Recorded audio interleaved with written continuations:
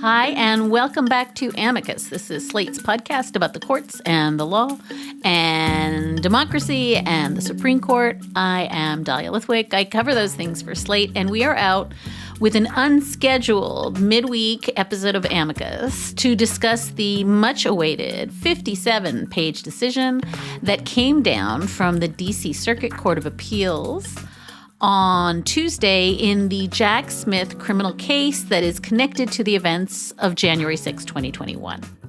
Now, that case, which was supposed to open next month, has been on a long pause as Donald Trump's lawyers appealed a very broad claim of presidential immunity that had been decided against him by Judge Tanya Chutkan.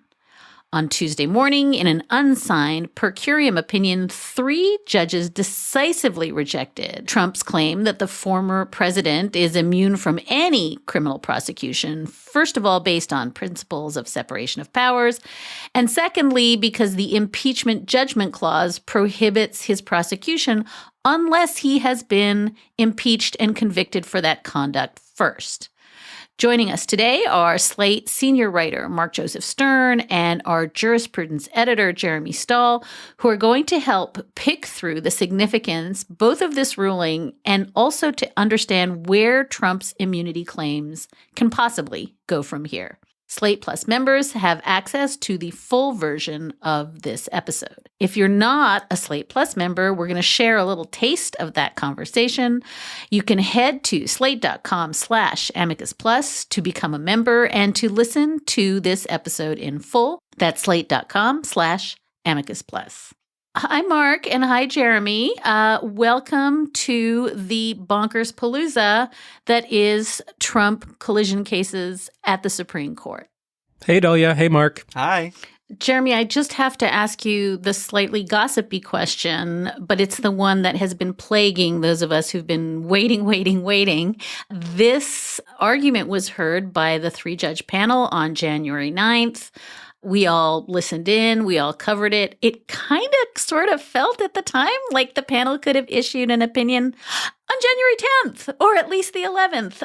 What took the panel so long? I know this is rank speculation, but everybody was aware that the doomsday clock was ticking away. And do we have any understanding or even good guess or even bad guess at why it is that this decision that really has, in some sense, put a fork in the wheel of this prosecution took so very, very long to write what turns out to be a per curiam opinion they could have written, it feels like, on the week after this was heard?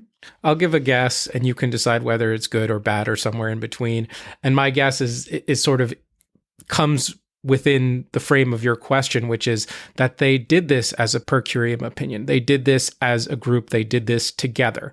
And I think one plausible reason why they did that is they wanted some unanimity, some group consensus. They wanted to have a showing of force as 3 judges, not just 2 Biden judges or 1 Biden judges writing the opinion alone, but all 3 of them, including a very skeptical of previous efforts to hold Trump and his allies accountable Judge Karen Henderson. They wanted everyone to have that buy-in.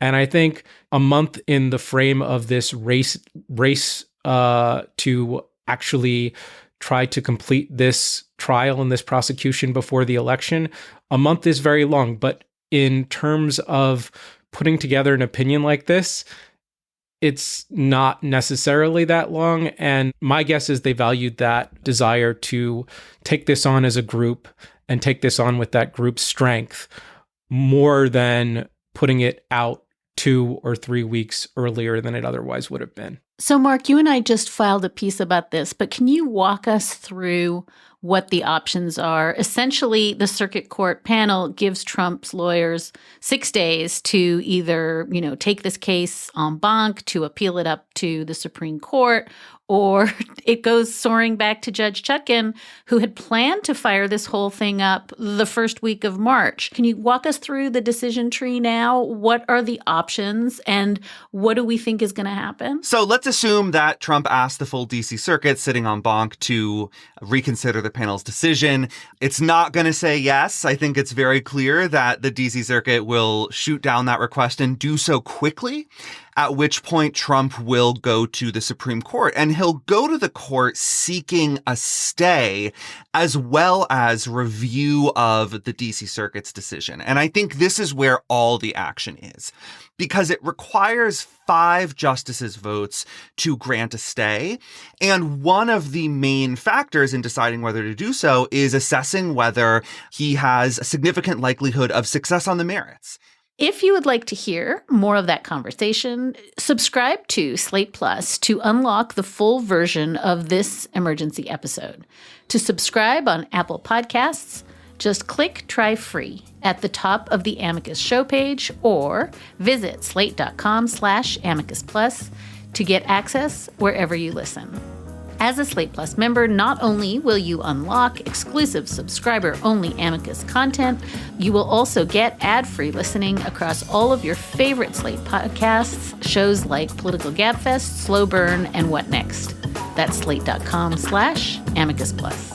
We will be back this weekend for a play-by-play on the Colorado disqualification clause case that will be heard Thursday, Trump versus Anderson. Until then, take good care.